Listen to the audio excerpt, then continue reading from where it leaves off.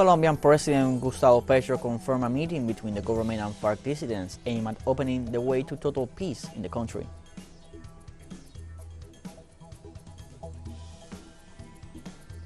U.S. President Joe Biden approved an emergency declaration for Puerto Rico ahead of Hurricane Fiona's arrival.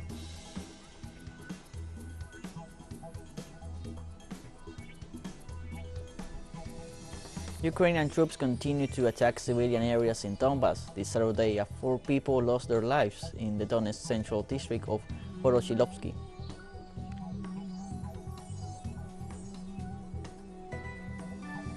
Hello, welcome to From the South. I'm Luis Alberto Matos from the TeleSUR studios in Havana, Cuba. We begin with the news. The Colombian government confirmed a meeting between the High Commissioner for Peace, Danilo Rueda, and 2 international observers with members of the dissidents of the Revolutionary Armed Forces of Colombia. In this sense, the President of Colombia, Gustavo Petro, confirmed the meeting that seeks to open path towards total peace in the country.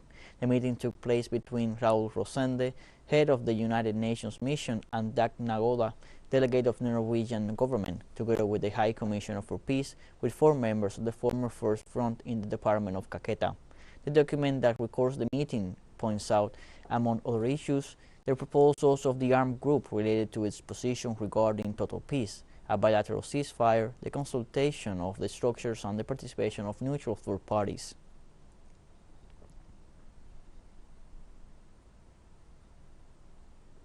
Also in Colombia, the binational meeting of poets from Venezuela and Colombia began as part of the diplomatic relations between both nations. The meeting is an opportunity for writers to contribute to a cultural agenda of peace on the border.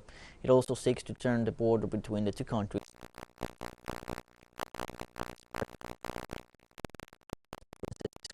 recognition of differences is combined. This activity counts with the participation of 20 Venezuelan and Colombian poets.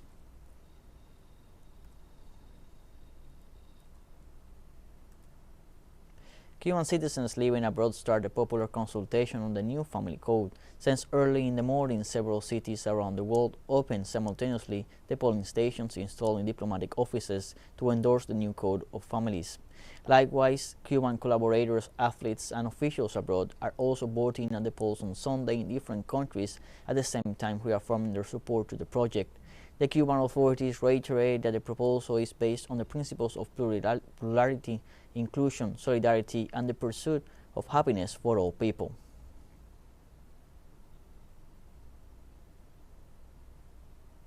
And as we say, Cuba is set to submit a new family code to a popular referendum on September 25th. Let us review the contents and purposes of the new family code. Of September the 25th, the people of Cuba will decide whether to adopt a new family code designed to increase civil rights within the framework of the social transformation of recent years in Cuba and the world. The text, composed of 11 titles and 474 articles, establishes solidarity and affection as the pillars on which family relationships are based, and conceives the family as a union of people linked by affective, sentimental, and psychological ties without distinction of gender. The proposal men as the caretakers in most families and provider for the economic value of work in homes, as well as economic protection for those who work as housekeepers and caretakers. 4 types of filiation are contemplated in the code: natural procreation, adoption, assisted reproduction techniques, and bonds resulting from social affectivity, a concept that recognizes and regulates multiparentality both in birth and at later stage. It also mandates the creation of institutions to manage sanctions for domestic violence against vulnerable persons and extends rights to sexual diversities. Among the main detractors of the initiative are the religious sectors, especially the Conference of Catholic Bishops of Cuba, which consider that the text introduces gender ideology in the legislation and deforms the natural basis of the family. The debate on equal marriage in Cuba was also on the table during the drafting of the 2019 Constitution. At the same time, its approval was not possible due to the intense rejection of the Christian churches, among other social sectors. In Haiti, popular mobilizations continue in rejection of the sharp increase in fuel prices amid the crisis facing the nation. Haitians continue protesting in the streets of Port-au-Prince, the nation's capital, where disturbances have been reported at schools and other government buildings. There were also demonstrations in front of the headquarters of the United Nations World Food Program, where where some 1,400 tons of food are known to be in storage. Demonstrators want the government to regulate food prices to stop inflation as well as the gang violence plaguing major cities.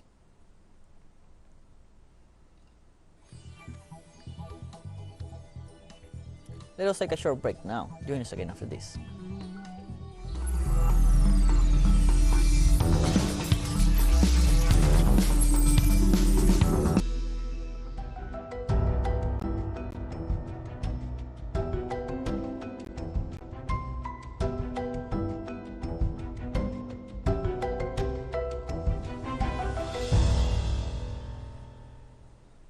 Welcome back to From the South.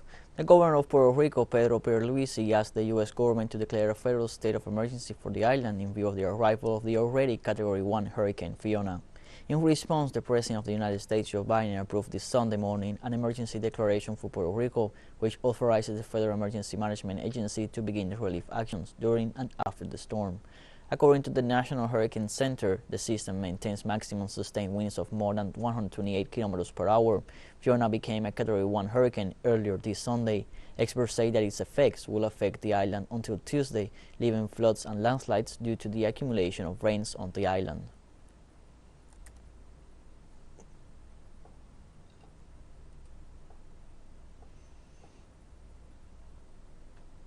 The Dominican Republic is also expecting the arrival of Hurricane Fiona this Sunday, with 12 provinces on red alert, and the country has gotten ready to withstand heavy rains.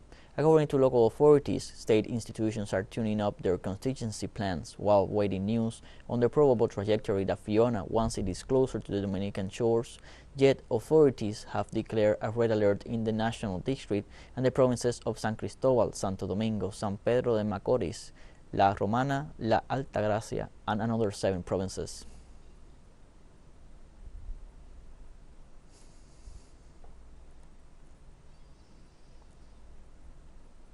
In Italy, torrential rains that affected the center of the country left 11 dead and 2 people missing.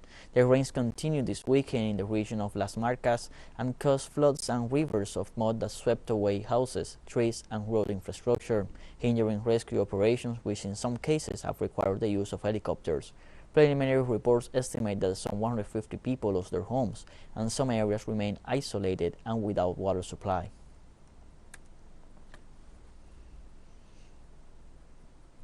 In Pakistan, water levels are beginning to recede after historic floods recorded in the southern province of Sindh. The reduction in water levels represents a potentially positive sign in the midst of the serious situation.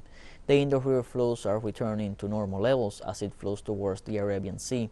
The serious humanitarian situation persists due to the downpours that claimed the lives of more than 1,500 people, devastated houses, bridges, and crops. According to economic estimates, the cost of the catastrophe could reach $30 billion.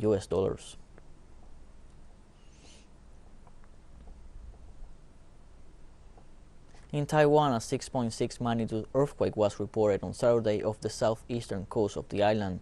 According to the United States Geological Service, the earthquake had a depth of at least 10 kilometers and its epicenter was located 91 kilometers from Eugene, located in Taitung County. At the same time, local media reported that the earthquake was felt in different parts of the island, while the Taiwanese Meteorological Bureau issued nationwide alerts about possible disasters. So far, the local authorities temporarily suspended the roadway transport service and informed that they have had no record of possible fatalities or serious damage to the infrastructures.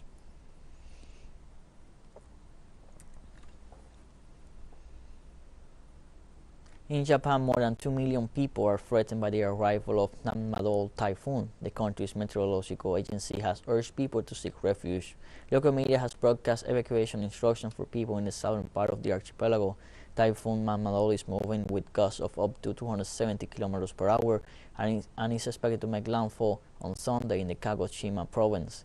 Japan's typhoon season includes about 20 events each year. Scientists say climate change has increased the frequency and severity of typhoons, in addition to other problems such as extreme heat, droughts, and floods.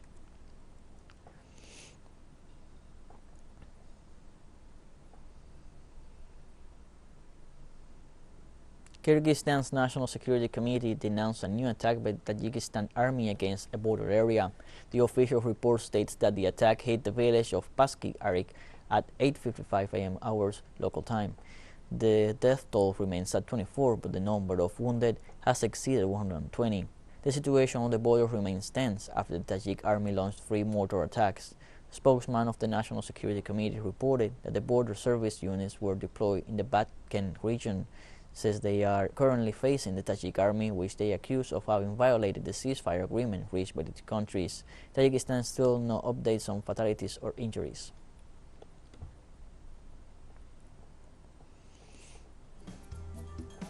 And more news coming up after a financial break, so don't go away.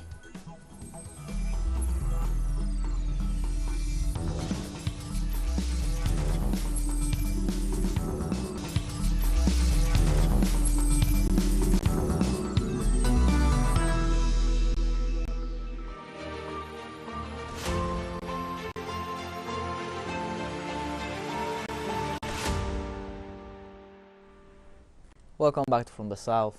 On Saturday, a shell hit an administrative building in Donetsk during shelling of the central district of Voroshilovki by Ukrainian troops.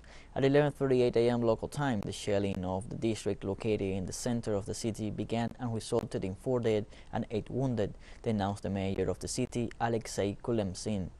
It is indicated that projectiles of the French 155mm TeleSUR howitzer, previously delivered by Paris from the reserve of his infantry forces, were used. Ukraine once again proves that it is a terrorist state. It is the center of the city. What kind of military objects can be here? There is a civilian population, civilian vehicles that burn down, people die. Ukraine has crossed all boundaries. It's been crossing them for a long time, for 8 years. But now the situation became aggravated when there is no military expediency, there is no logic, there is no understanding of the rules of warfare. This Saturday, Russia denounced once again Ukrainian threats to attack civilian population nearby Zaporizhzhia nuclear power plant. The regime resumed provocations to create a threat of a man-made disaster at the Zaporizhzhia nuclear power plant. Over the past 24 hours, 2 artillery shellings at Volno village and a thermal power substation located in close proximity to a nuclear power plant were detected. In total, 15 artillery shells were fired from the Nikopol area of the Dnipropetrovsk region. Artillery units of the armed forces of Ukraine were suppressed by return fire. The radiation situation at the Zaporizhzhia nuclear power plant remains normal. The Republic of Guinea announced this Friday that it would begin the hearing for the 2009 massacre scheduled for September 28, 13 years after the incident. The judicial investigation ended in December 2017 with a referral to court of a dozen defendants, including Moussa Dadis Camara. It comes after rights advocates pushed in that direction on behalf of the fight against the widespread impunity. They claim in this country with a troubled political history, as well as the International Criminal Court, which sent a delegation in early September to assess the progress of preparations. This trial would have been delayed since 2017 despite recurring commitments by authorities under the government of former President Alpha Condé between 2010 and 2021, overthrown by a military coup a year ago. I therefore ask all the actors involved in this process, which is about to begin and has already begun, to ensure that our country can emerge from this process, which will revisit our history, our past, but that we all come out of this process with a new vision of Guinea. I'm very pleased to be able to give my opinion on what happened today with the Minister of Justice in relation to this date that we have waited for so long, which has now been set for next September the 28th. We are really very satisfied. It was about time that we got to this trial, and I would say that I am very comfortable today. And on Saturday, over 20 million Shiite Muslims from Iran and other nations gathered in the holy city of Karbala, Iraq, for their main pilgrimage, considered the world's largest public gathering. Shiite Muslims mourn the martyrdom of Imam Hussein, grandson of Prophet Muhammad and founding leader of Shiism, in order to initiate various religious, cultural, and social activities. Each Muslim pilgrim who comes to the holy city symbolizes the triumph of truth over lies and the battle against injustice and oppression, reasons why the third Imam of the Shiites and 72 Camarids were sacrificed in the 7th century. The government of Iran encourages the participation of its people in the pilgrimage as a way of making this confession internationally visible.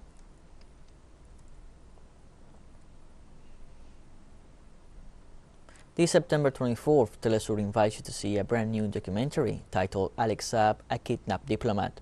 The audiovisual features testimonies from lawyers, experts, and family members of Alex Saab, including his wife, Camila Fabri. All of them will reveal details never known before about the first kidnapping of a diplomat in the history of the world. It also compiles the actions taken by the U.S. government toward countries and individuals to ambush Saab in Cape Verde. Authorities in the island country imprisoned the Venezuelan high government official without an arrest warrant against him. Don't miss this documentary, Alex Saab, a Kidnapped Diplomat, only on TeleSUR.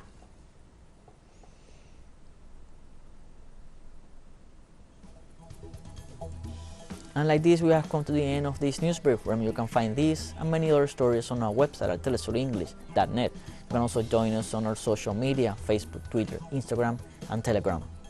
And now you can also follow us on TikTok at the account at TeleSUR English, in which you will be able to see news in different formats, news updates, and much more. For TeleSUR English, I'm Luis Alberto Matos. Thank you for watching.